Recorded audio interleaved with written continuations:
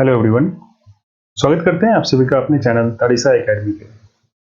आज के लेक्चर में हम सर्कुलेटरी सिस्टम पढ़ने जा रहे हैं। यह हमारे session biology for competitive examination का 5th चैप्टर है। इनमें हम सबसे पहले ब्लड के बारे में पढ़ेंगे, फिर उसके बाद ट्रांसपोर्टेशन इन एनिमल्स, कैसे विभिन्न प्रकार के जानवरों में आपको ब्लड का सर्कुलेशन होता है। Okay, then after transportation in humans, this is very important, and finally transportation in plants. ये सारे टॉपिक्स को हम एक एक करके सर्कुलेटरी सिस्टम में पढ़ने जा रहे हैं। ठीक है, चलिए शुरू करते हैं। स्टार्ट करने से पहले, this is about me, Tarun Kumar, MSc Zoology, CSIR NET qualified and 7 year of teaching experience in different institute of that. Now, सबसे पहले ब्लड। ओके, ब्लड के बारे में कुछ बातें जान लें, जहां से आपके एग्जामिनेशन में क्वेश्चंस बहुत पूछे जाते हैं। सबसे पहले, बॉडी में ब्लड का वॉल्यूम कितना होता है, मतलब हमारे बॉडी में ब्लड कितने होते हैं। तो 5.5 to 6 लीटर ब्लड जो है हमारे बॉडी में मौजूद होता है। ओके, एंड ये ब्लड जो है वो आपको स्लाइटली एल्कलाइन इन नेचर है। स्लाइटली एल्कलाइन इन नेचर होता है, यानी कि इसका पीएच जो है वो आपको 7.4 होता है। बहुत बार आपके एग्जामिनेशन में पूछा गया है 7.4 the pH of blood. Slightly alkaline का मतलब क्या होता है, जैसे कि आपको पता होगा पीएच को पीएच स्केल पे इस तरह से अगर मेजर करते हैं तो 7 न्यूट्रल होता है। अगर इससे नीचे कोई भी चीज है तो वो एसिडिक होता जाएगा, और फाइनली इधर की तरफ मूव करेंगे तो वो बेसिक होता जाएगा, एल्कलाइन होता जाएगा। तो यहां पे आपके 7.4 ब्लड के पीएच होता है। ठीक है, नाउ ब्लड जो है वो आपको ब्लड में दो तरह के कंस्टिट्यूएंट होते हैं, दो तरह के कंपोनेंट होते हैं। एक को लिक्विड कंपोनेंट बोला जाता है and another one is solid component. Blood में लिक्विड कंपोनेंट और सॉलिड कंपोनेंट दोनों होते हैं। लिक्विड कंपोनेंट की मात्रा जो है वो टोटल ब्लड का 55% होता है एंड सॉलिड कंपोनेंट की मात्रा टोटल ब्लड का 45% होता है। 45%। ओके, लिक्विड कंपोनेंट को हम प्लाज्मा बोलते हैं, आगे हम डिटेल में प्लाज्मा के बारे में पढ़ेंगे। एंड सॉलिड कंपोनेंट को कॉर्पसल्स या फिर आप सेल बोल सकते हैं, ब्लड के सेल या फिर ब्लड के कॉर्पसल्स। ओके, अब ये ब्लड के कॉर्पसल्स जो हैं वो आपको अगेन 3 तरह के होते हैं। ब्लड में जो है आपको कॉर्पसल्स 3 तरह के मौजूद होते हैं। एक को बोला जाता है आरबीसी दैट इज इरिथ्रोसाइट्स, दूसरे को बोला जाता है WBC that is leucocytes, and third one is platelets that is thrombocytes. Okay, now again WBC is divided into 2 types on the basis of presence of granules and absence of granules। जहां granule मौजूद होंगे उन्हें granulocytes बोला जाता है। Granule क्या है वो आगे हम डिस्कस करते हैं। और जहां पे ग्रेन्यूल्स नहीं होंगे उन्हें एग्रेन्युलोसाइट्स बोला जाता है। ओके, नाउ ग्रेन्युलोसाइट्स को फिर से आप क्लासिफाई कर सकते हैं, that is neutrophils, basophils and eosinophils. ठीक है, ग्रेन्युलोसाइट्स को again classify into neutrophil, basophil and eosinophils, and agranulocytes को हम मोनोसाइट्स एंड लिम्फोसाइट्स में डिवाइड करते हैं। इन सभी चीजों के बारे में हम लोग बारी बारी से अभी पढ़ने वाले हैं। ठीक है, चलिए आगे की तरफ मूव करते हैं। Now blood plasma. ब्लड में जो ब्लड का लिक्विड कंपोनेंट है that is called plasma and it constitute of 55% of total blood volume. हाँ देखिए, 55% ऑफ वॉल्यूम ब्लड का होता है। इट इज फेंट येलो मतलब यहां देख सकते हैं आप, हल्के येलोइश इन कलर होता है, फेंट येलो।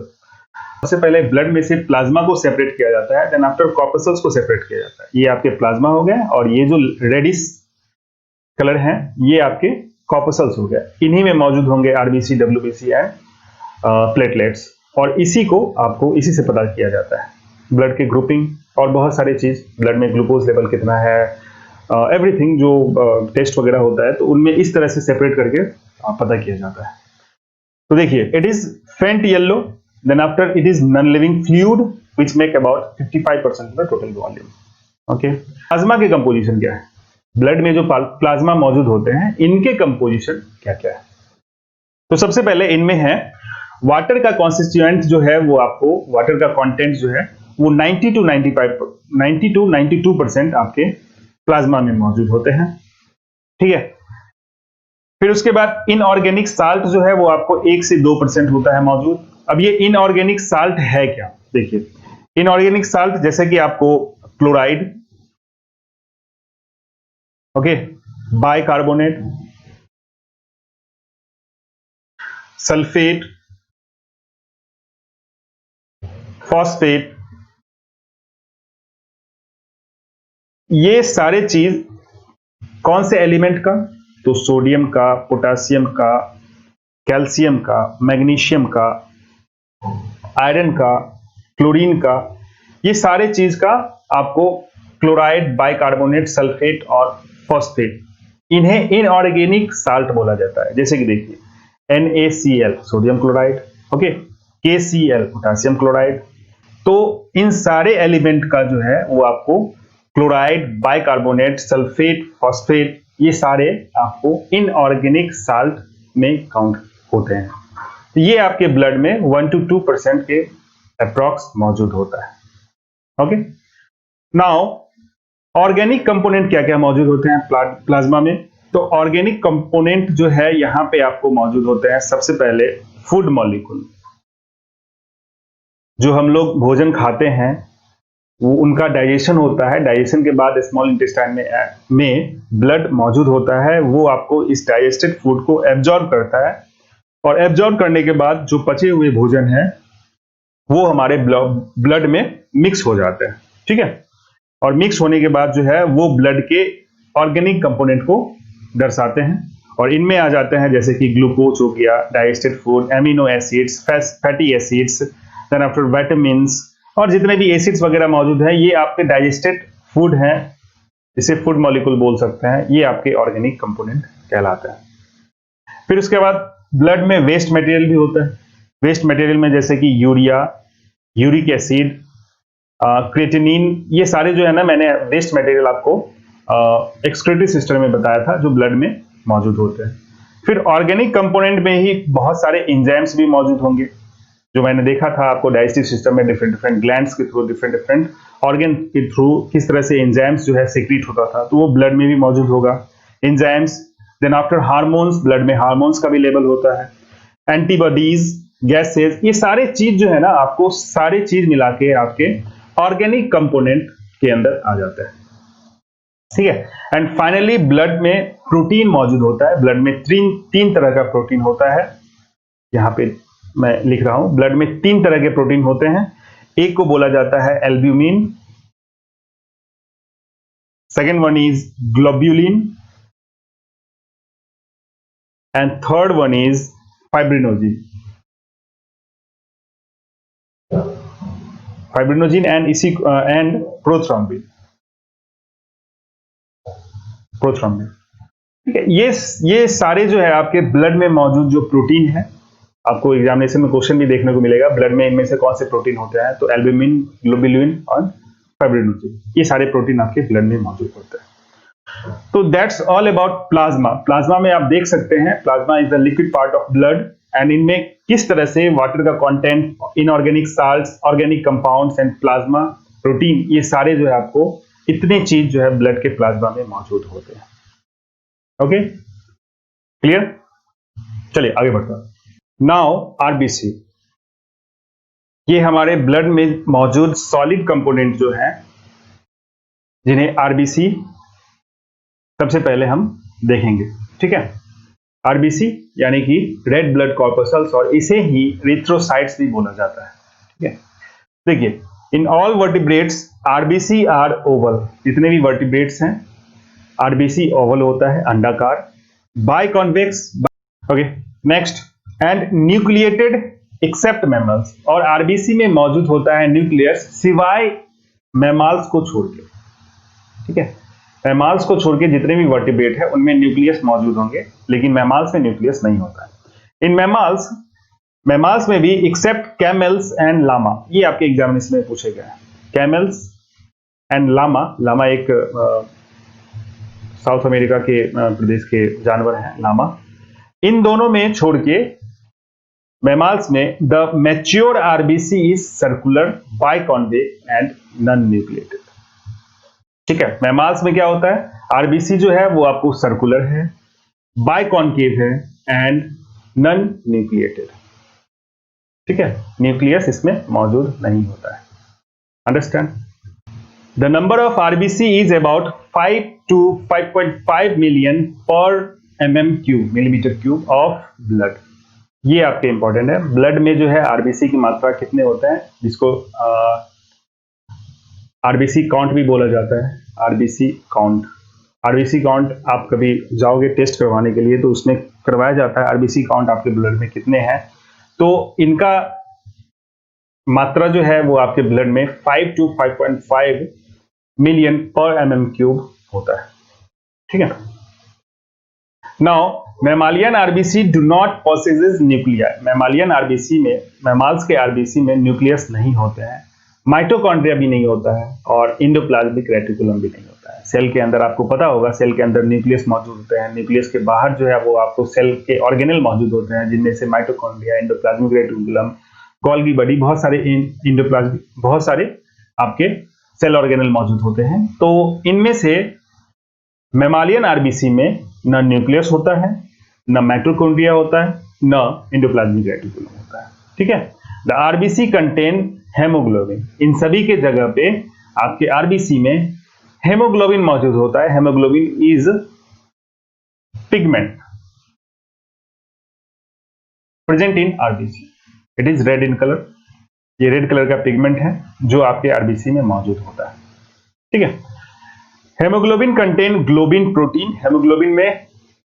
हेमोग्लोबिन में दो चीज होते हैं, globin protein and iron component that is haem जिसे बोला जाता है। दिस इज ऑल्सो इंपॉर्टेंट, बहुत बार एग्जाम में पूछा गया है। हेमोग्लोबिन में कौन से इनमें एलिमेंट होते हैं, तो आयरन होता है।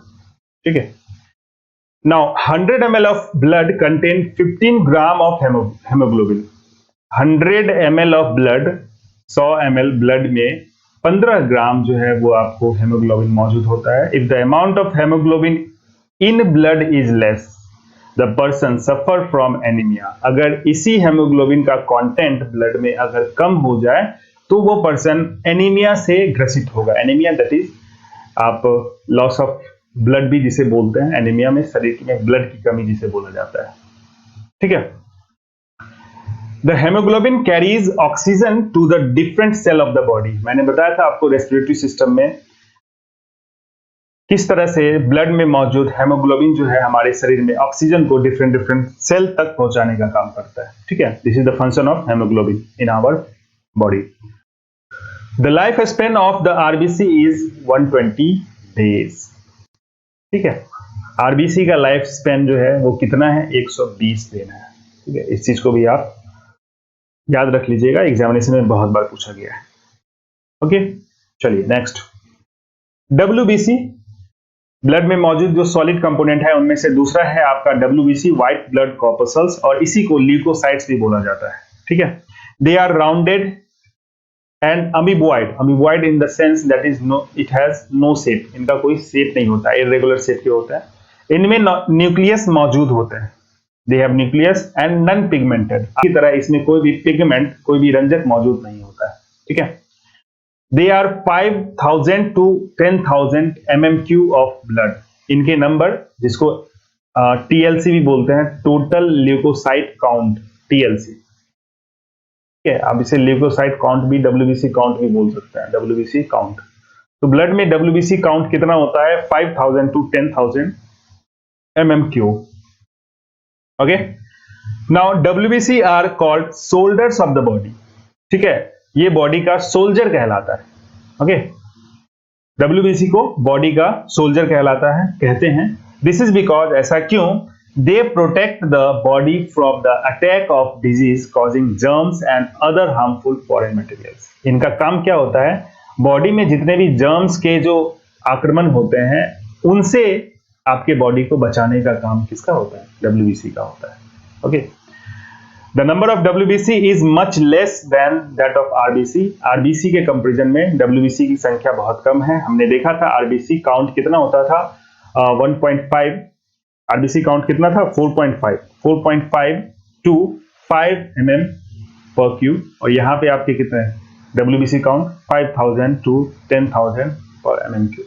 ठीक है, आप देख सकते हैं कितने आरबीसी से कितने ज्यादा कम होता है। ठीक है, डब्ल्यूबीसी इनका रेशियो होता है WBC to RBC is 1:600। Okay, now the number of leukocytes increases in infections like pneumonia, blood cancer। अगर बॉडी में ल्यूकोसाइट की संख्या ज्यादा हो जाती है तो इससे क्या होता है, बॉडी में आपके न्यूमोनिया होंगे बीमारी, ब्लड कैंसर जिसे ल्यूकेमिया भी कहते हैं, ये सब सारे डब्ल्यूबीसी के मात्रा शरीर में बढ़ने से आपकी बीमारी होता है। ठीक है, क्लियर। नाउ इसी डब्ल्यूबीसी को अगेन दो पार्ट में डिवाइड किया गया है। एक को बोला जाता है ग्रेन्युलोसाइट्स और दूसरा होता है आपका ए ग्रेन्युलोसाइट्स। ठीक है, ग्रेन्युलोसाइट्स के अंदर आ जाते हैं न्यूट्रोफिल्स, बेसोफिल्स और यूसिनोफिल्स। अब देखिए इनके सारे के function. Neutrophils they make 62% of total WBC. WBC के में से 62% सिर्फ न्यूट्रोफिल मौजूद होते हैं। ठीक है, they help in sex identification. ठीक है, इनके फंक्शन याद कर लीजिए। न्यूट्रोफिल्स का काम क्या होता है, सेक्स आइडेंटिफिकेशन। जैसे कि आपके बच्चे जब जन्म लेते हैं तो उनमें जो है ना वो लड़का होगा या फिर लड़की होगा, उसका डिटर्मिनेशन जो है कहीं ना कहीं ये आपके न्यूट्रोफिल्स पे भी डिपेंड होता है, सेक्स आइडेंटिफिकेशन में मदद करता है। Second one is basophils. They make 0.5 to 1% of total WBC count and they secretes heparin, histamine and serotonin। ठीक है, WBC जो है, WBC में मौजूद जो है वो आपको बेसोफिल्स का काम क्या होता है, हेपेरिन का सिक्रीशन करना। हेपेरिन क्या है, एक तरह का आपको एंटीकोगुलेंट है, एंटीकोगुलेंट। ठीक है, हिस्टामाइन जो है वो आपको इन्फ्लेमेटरी एक्शन में आपको के लिए रिस्पॉन्सिबल होता है। और फाइनली सेरोटोनिन जो होता है ये आपको वैसोकंस्ट्रिक्टर कहलाता है। ये आप नर्वस सिस्टम में आपको डिटेल में मैं इसे समझाऊंगा, हेपेरिन, हिस्टामाइन, सेरोटोनिन। ठीक है, ये नर्वस सिस्टम का पार्ट है, आप समझ लीजिए सिर्फ इतना ही। यहाँ पे हेपेरिन मौजूद होता है, दे सीक्रेट। बेसोफिल्स का काम क्या होता है, हेपेरिन का सिक्रीशन करना, हिस्टामाइन का सिक्रीशन करना और सेरोटोनिन का सिक्रीशन करना। It will cover in the nervous system. Now eosinophils में आपके ये कंस्टिट्यूएंट होते हैं 2 to 3% of the total WBC and they help in the healing of wound. अगर कहीं घाव वगैरह हो जाता है तो उनको भरने में, ठीक है, आपको ये यूसिनोफिल सहायता करता है। अंडरस्टैंड। नाउ ए ग्रेन्युलोसाइट्स में सबसे पहले मोनोसाइट्स जो है वो आपको 3 to 4% ऑफ टोटल डब्ल्यूबीसी होते हैं and they remove dead cell from the body. इनका काम क्या होता है, बॉडी से जितने भी सेल डेड होते हैं, सेल डैमेज होता है, इनको बॉडी के बाहर निकालने का काम किसका होता है, मोनोसाइट्स का होता है। And the last is lymphocyte they make 20 to 25% of total WBC and they produce antibodies। Okay, तो ल्यूकोसाइट का काम क्या होता है, एंटीबॉडीज को प्रोड्यूस करना। ठीक है, next, blood platelets and thrombocytes. Blood में मौजूद जो सॉलिड कंपोनेंट होते हैं इनमें से थर्ड है आपका ब्लड प्लेटलेट्स, जिन्हें थ्रोम्बोसाइट्स भी बोला जाता है। दे आर कलरलेस, इनका कोई कलर नहीं होता है, ओवल एंड नॉन न्यूक्लिएटेड, और ये नॉन न्यूक्लिएटेड होते हैं। The number of ranges from 1.5 million या फिर आप इसे 1.5 लाख से 4.5 लाख भी कह सकते हैं पर एमएम क्यूब। ठीक है, ये आपके ब्लड प्लेटलेट्स के काउंट है, प्लेटलेट्स काउंट जिन्हें बोला जाता है। अगर कोई भी पेशेंट जो है वो आपको डेंगू या फिर मलेरिया से ग्रसित है तो उनके बॉडी में यही प्लेटलेट्स की संख्या जो है बॉडी में बहुत ज़्यादा कम हो जाता है, जिसके कारण जो है वो एबनॉर्मेलिटी फील करते हैं। ठीक है, डेंगू के केस में ये आपको बिलो 1 लाख के बिलो चला जाता है, कहीं कहीं केस में 50,000 के बिलो भी चला जाता है। और अगर ये आपके 25,000 से बिलो हुए तो आपके डेथ होने के चांसेस बहुत ज़्यादा हो जाता है। ठीक है, 50,000 से बिलो होने में ही पेशेंट जो है एबनॉर्मेलिटी फील करने लगता है और फाइनली 25,000 से अगर कम होगा तो डेथ की नौबत आ जाती है। तो यही है platelets count. Decrease in number of platelets is called thrombocytopenia. अगर इसी प्लेटलेट्स के नंबर आपके कम हो जाते हैं तो इस स्टेज को बोला जाता है थ्रोम्बोसाइटोपेनिया। ठीक है, increase in number of the platelets is called thrombocytosis. अगर नंबर ऑफ प्लेटलेट्स आपके बॉडी में बढ़ जाता है तो ऐसे सिचुएशन को थ्रोम्बोसाइटोसिस बोला जाता है। ब्लड प्लेटलेट्स के लाइफ स्पैन कितने हैं वो आपको 7 to 10 डेज है। ठीक है, and they help in blood clotting. रक्त का थक्का जमने में, ब्लड के क्लॉटिंग में कहीं कट जाता है तो उसके ऊपर जो है आप देखते होंगे एक परत जम जाता है, इसी के फॉर्मेशन में आपको ब्लड प्लेटलेट्स मदद करता है। अंडरस्टैंड? ये आपके ब्लड सेल्स हैं, white blood cells, red blood cells and platelets. इनके स्ट्रक्चर जो है वो आपके लिए इंपॉर्टेंट नहीं है, इसलिए इसे अपना समझे। Now function of bloods. अब देखिए ब्लड के क्या क्या फंक्शन है। It help in transportation of the nutrient. मैंने बताया था आपको डाइजेशन में, जैसे ही हमारा फूड जो है वो डाइजेस्ट हो जाता है बॉडी में तो ब्लड उसे एब्जॉर्ब करता है और डिफरेंट ऑर्गन तक पहुंचाने का काम करता है। तो इनमें क्या है, ये आपके न्यूट्रिएंट को, एब्जॉर्ब फूड को ट्रांसपोर्ट करता है, ट्रांसलोकेट करता है। Okay, next one is transportation of the respiratory gases. ये भी मैंने बताया था रेस्पिरेशन में आपको, जैसे कि आप के बॉडी में ऑक्सीजन जो है आप इनटेक करते हैं तो फाइनली ब्लड के द्वारा ब्लड में मौजूद आरबीसी में जब हेमोग्लोबिन होता है, इसी हेमोग्लोबिन की मदद से जो है वो आपको डिफरेंट ऑर्गन तक हमारा ऑक्सीजन पहुंचता है। ठीक है, transportation of the excretory product. Excretory product जो है वो आपको जैसे कि यूरिया, यूरिक एसिड, अमोनिया, ये सारे जो है एक्सक्रीटरी प्रोडक्ट है, इनका ट्रांसपोर्टेशन का भी काम ब्लड का होता है। ये फॉर्मेशन आपके लिवर में होते हैं और लिवर से किडनी तक पहुंचाने का काम किसका होता है, ब्लड का होता है। ठीक है, that is also important. Now transportation of the hormones. Blood में जितने भी हार्मोन्स होते हैं, हार्मोन्स आपके दो तरह के होते हैं बॉडी में, एक्सोक्राइन हार्मोन, एंडोक्राइन हार्मोन। इनमें आ जाते हैं आपके बहुत सारे, जैसे कि TSH, FSH, thyroid, thyroxine hormone, बहुत सारे हार्मोन मौजूद हैं जो आपके बॉडी में ग्लैंड से स्रावित होता है। वो हम लोग जब एंडोक्राइन सिस्टम पढ़ेंगे तब देखेंगे। तो हार्मोन्स का भी जो है आपके बॉडी में ट्रांसपोर्टेशन किसके द्वारा होता है, ये भी आपके ब्लड के द्वारा होता है। Now regulation of the body temperature. Body के टेम्परेचर को, बॉडी के हीट को रेगुलेट करने का भी काम करता है आपके क्या, ब्लड। ठीक है, बॉडी का टेम्परेचर अगर ज्यादा है तो उसे कम करने का काम करेगा, या फिर कम है तो उसे ज्यादा करने का काम करने का क्या, ब्लड का काम होता है। ठीक है, प्रोटेक्शन ऑफ द डिजीजेस। मैंने बताया यह एंटीबॉडीज क्रिएट करके डिजीज से, बीमारियों से जो है ना बचाने का काम करता है। ठीक है, जिस तरह से आपके इम्यून सिस्टम को कंट्रोल करने का काम WBC का होता है, हमारे बॉडी के रोग प्रतिरोधक क्षमता जो होते हैं उनको कंट्रोल करने का काम किसका होता है, ब्लड का होता है। ओके, तो ये सारे फंक्शन है आपके ब्लड के। Now blood group. ठीक है, blood group was discovered by Karl Landsteiner. ठीक है, दैट इज वेरी इंपॉर्टेंट। बहुत सारे एग्जामिनेशन में आपको देखने को मिला है ये क्वेश्चंस। ब्लड ग्रुप जो है उनका खोज किसने किया था, कार्ल लैंडस्टीनर ने किया था। कब किया था, 1900 ईस्वी में किया था। और इसी खोज के लिए इन्हें नोबेल प्राइज भी प्रदान किया गया था। कब, 1930 ईस्वी में। ये भी आपके एग्जामिनेशन में देखने को मिला है। अब देखिए, blood groups and blood types are based on presence of और absence of antigen on RBC and presence और absence of antibody on plasma। देखिए, ब्लड ग्रुप जो होते हैं वो एंटीजन एंड एंटीबॉडी के प्रेजेंस और absence पे जो है ना डिपेंड करता है। अब ये एंटीजन एंड एंटीबॉडी है क्या, ठीक है, समझते हैं इसको। एंटीजन एक ऐसा सब्सटेंस है जो आपके इम्यून सिस्टम को, जो आपके प्रतिरक्षा प्रणाली को अलाउ करता है, परमिट करता है कि किसी भी इन्फेक्टेंट के अगेंस्ट जो है वो एंटीबॉडी क्रिएट करे, एंटीबॉडी बनाए। ठीक है, और एंटीबॉडी क्या होता है, जैसे कि मान लीजिए आपके बॉडी में कोई भी एक एलियन सब्सटेंसेस घुसा, ठीक है, आपके बॉडी में कोई एक बाहरी सब्सटेंसेस जो घुसपैठिया है वो आपके बॉडी में घुसा, ठीक है। तो घुसने के बाद जो है बॉडी में आपकी जो बॉडी के प्रतिरक्षा प्रणाली है, इम्यून सिस्टम, वो क्या करेगा, उसे रिकॉग्नाइज करेगा, पहचानने की कोशिश करेगा, सो ये हमारे लिए हार्मफुल है या फिर हमारे लिए यूजफुल है। ठीक है,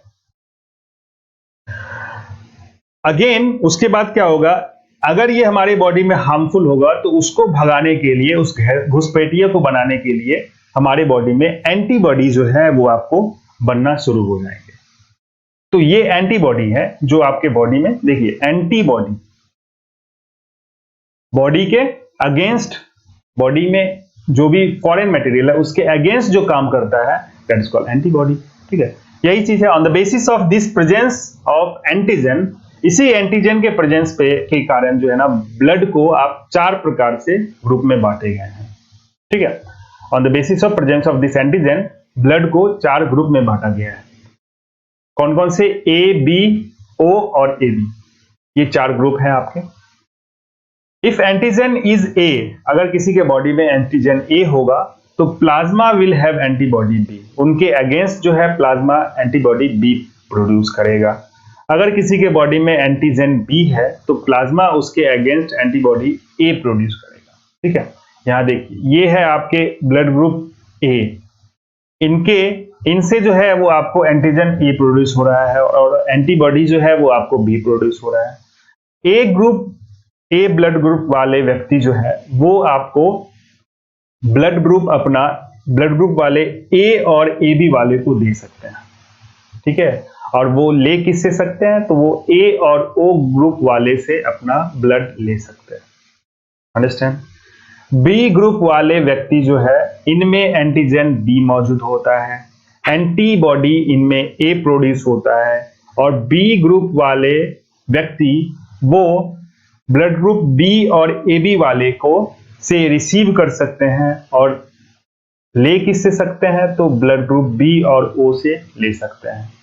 इसी तरह ओ ग्रुप वाले व्यक्ति जो है, इनमें कोई भी एंटीजन प्रोड्यूस नहीं होता है और इनमें एंटीबॉडी मौजूद होता है, ए और बी दोनों, और ये जो है वो आपको ब्लड ग्रुप ए बी वाले को भी दे सकते हैं, ए वाले को भी दे सकते हैं, बी वाले को और ओ वाले सभी को दे सकते हैं। तो इसीलिए ब्लड ग्रुप जिनका ओ होता है इन्हें यूनिवर्सल डोनर बोला जाता है, सर्वदाता जिसे बोलते हैं।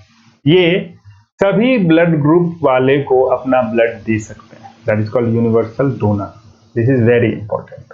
Okay, and A B blood group वाले व्यक्ति जो है वो आपको सभी ब्लड ग्रुप वाले से अपना ब्लड ले सकते हैं, इसीलिए इन्हें यूनिवर्सल रेसिपिएंट भी बोला जाता है, सर्वग्राही जिसे बोलते हैं हिंदी में, यूनिवर्सल रेसिपिएंट, सभी से अपना ब्लड ले सकते हैं।